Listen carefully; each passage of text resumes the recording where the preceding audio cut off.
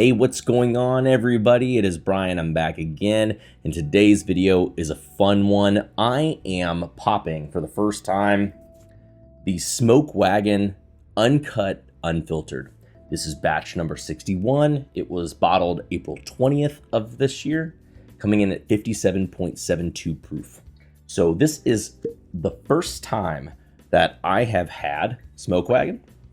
Maybe I had a sample from a pick that a group had done that someone had sent me previously, but other than that, we don't see the small batch nor Uncut Unfiltered here in Louisville, and I was able to pick this up thanks to Blake at Seelbach, so Seelbachs.com. Feel free to check out the Intro Proof podcast where we just did an episode with Blake, and he talked about Bourbonr and Seelbachs as well. Great place to get craft, distillery, spirits here in the U.S., and this had popped up.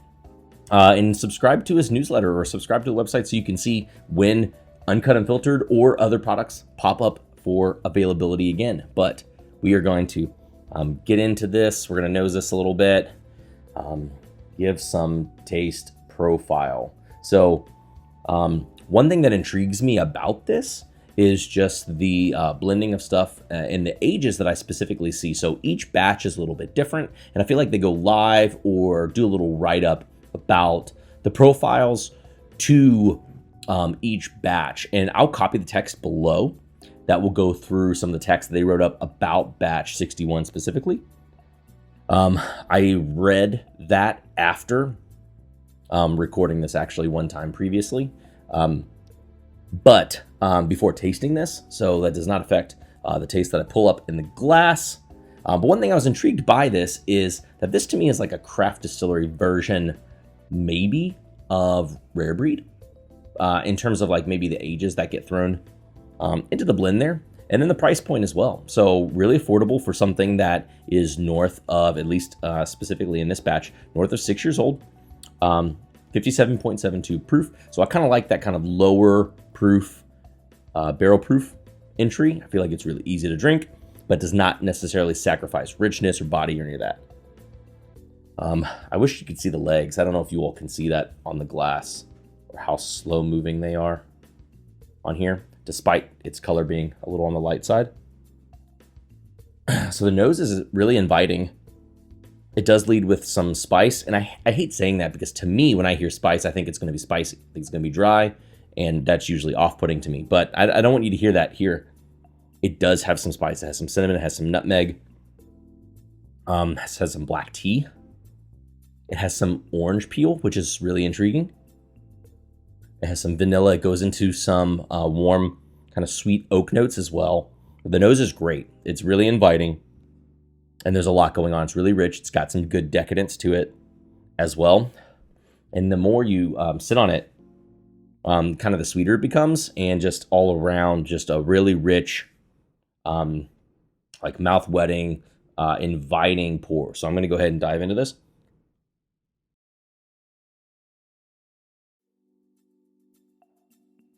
Okay, give me just a minute to digest the flavor. There's a lot happening all at once. I'm going to go back into it for a second sip before I talk. This is a good thing, though. Okay, so it does lead with some spice. Some cinnamon, some nutmeg around the front.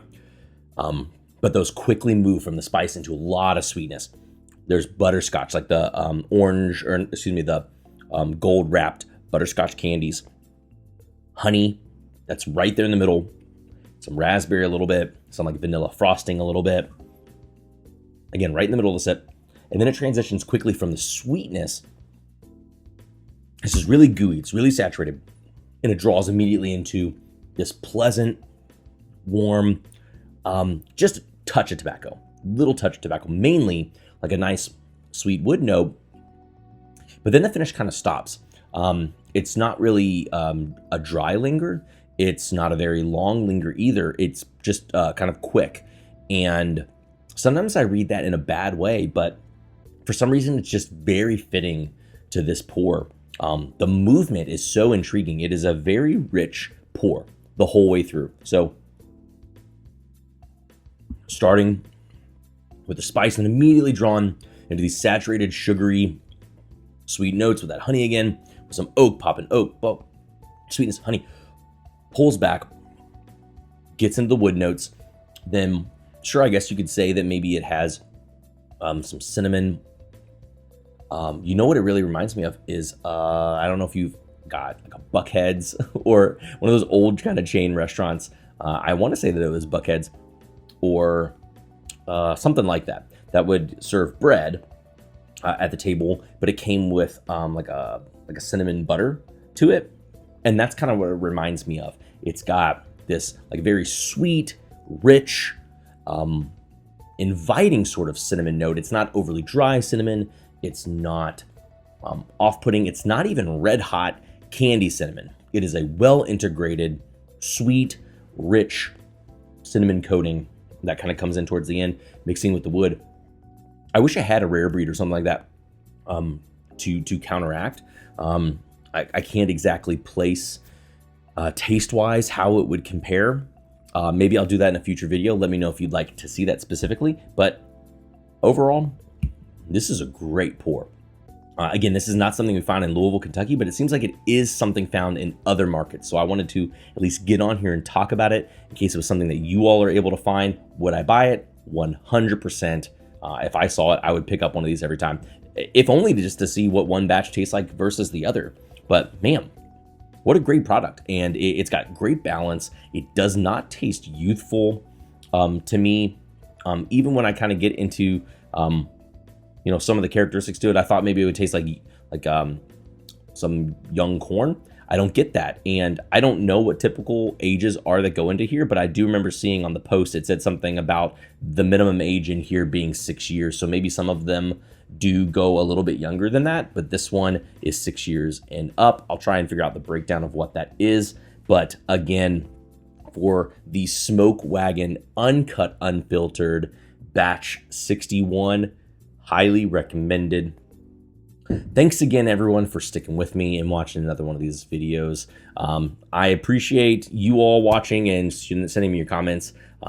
I'm glad to do them, and I would love to hear what you all want me to talk about. So I did recently see the Doc Swinsons came to Louisville and Kentucky specifically, and they had them at Justin's House of Bourbon, the Alter Egos. So these are their barrel finished products, and I tried both the bourbon and the rye. I liked them both. I thought about picking up a bottle of the bourbon to bring to you all too. I know Doc Swinsons is available again in other markets. And so I thought that might be a product that you all would want to see. But let me know. Shoot some messages below. Feel free to send me a line, leave a like, subscribe to the video, follow or listen along on the Entry Proof Podcast. That's a podcast that I do with Drew P. Whiskey. You can find his channel also here on YouTube. We do some live videos on Thursday nights. And until then, thanks everybody for tuning in.